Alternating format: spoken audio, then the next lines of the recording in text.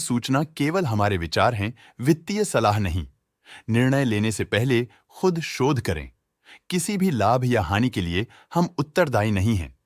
आज हम देख रहे हैं आइक्रा लिमिटेड के 2024-25 Q3 की consolidated financial performance. Starting with the sales, पिछले क्वार्टर से सेल्स में -4% का डिक्रीज हुआ है, मगर कंपनी ने पिछले साल के मुकाबले 5.5% का सेल्स इंक्रीज रिपोर्ट किया। Expenses -7% quarter on quarter decrease हो गए हैं, जो साल भर के -7% के डिक्लाइन के साथ अलाइन करता है। एक्सपेंसेस में डिक्रीज अच्छा है, लेकिन सेल्स में डिक्रीज निराशा की बात है। ऑपरेटिंग प्रॉफिट, जो पिछले साल के कंपैरिजन में 39.5% अप हुआ है, quarter on quarter around 2% increase हुआ है। Operating profit margin (OPM) annual basis पे 8.5% से इंक्रीज हुआ है और पिछले क्वार्टर के कंपैरिजन में 2% से इंक्रीज हुआ है। एक्सेप्शनल आइटम्स को ऐड करके अदर इनकम पिछले क्वार्टर के कंपैरिजन में -6% गिर गई, बावजूद इसकी ईयरली ग्रोथ 10% हुई है। इंटरेस्ट एक्सपेंसेस पिछले क्वार्टर से लगभग 2 गुना अप हुआ, लेकिन ईयर ओवर ईयर डिक्रीज -62.5% हुआ है।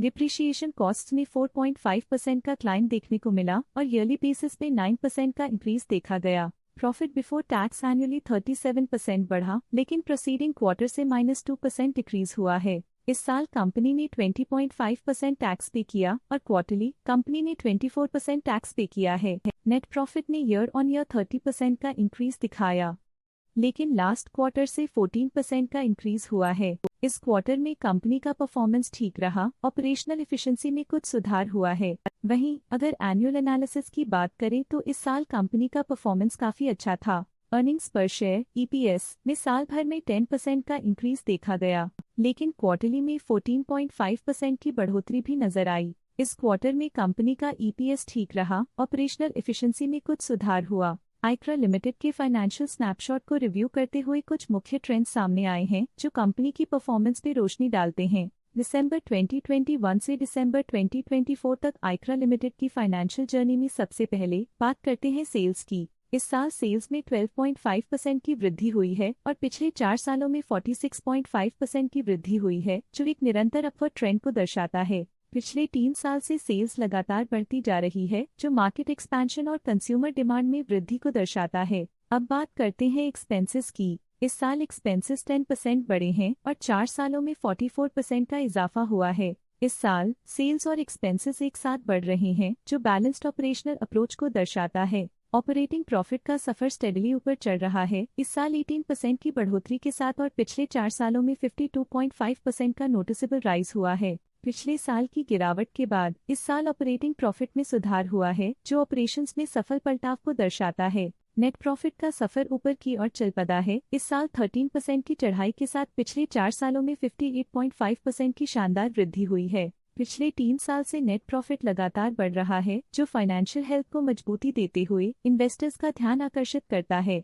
इस साल EPS ने ऊंचाइयों को छुआ है 13% की वृद्धि के साथ, जो पिछले 4 सालों में 59% की मजबूत वृद्धि पर आधारित है। पिछले 3 साल से अर्निंग्स पर शेयर (EPS) में लगातार इजाफा हुआ है, जो प्रॉफिट ग्रोथ को मजबूती देते हुए शेयर होल्डर वैल्यू को बढ़ा रहा है। चलिए अब बात करते हैं शेयर होल्डिंग पैटर्न की। आइक्रा की शेयर होल्डिंग रिपोर्ट्स कुछ इस प्रकार की हैं, जो दिसंबर 2024 के 31 तक चलता है। ये रिपोर्ट कंपनी के शेयर्स की डिटेल्ड जानकारी देता है, जिसमें promoters, promoter groups, foreign investors, public investors और सरकारी एंटिटीज शामिल हैं। पब्लिक हेल्थ शेयर्स का परसेंटेज 2024 के सितंबर में 14.91% से 2024 के दिसंबर में 14.84% तक डिक्रीज हो गया। इस डिक्रीज से साफ है कि इस टाइम पीरियड में कंपनी में पब्लिक का हिस्सा डिक्रीज हुआ है। जब कंपनी के शेयर्स का अधिकतम हिस्सा प्रमोटर्स, FII, DII या गवर्नमेंट के पास होता है, तब ये माना जाता है कि कंपनी मजबूत हाथों में है, जो स्थिरता और मजबूत समर्थन को दर्शाता है और इस मार्केट की स्थिरता बनी रहती है।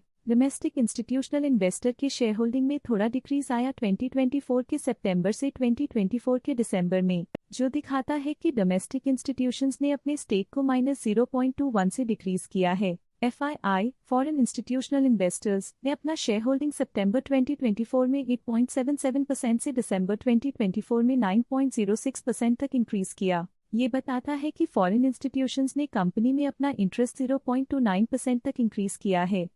ये था कंपनी का करंट शेयर होल्डिंग पैटर्न। आज के लिए फाइनेंशियल सेक्टर में इतना ही। देखने के लिए धन्यवाद। स्टॉक लेटेस्ट न्यूज अपडेट के लिए चैनल को सब्सक्राइब करें और वीडियो को लाइक एंड शेयर करें।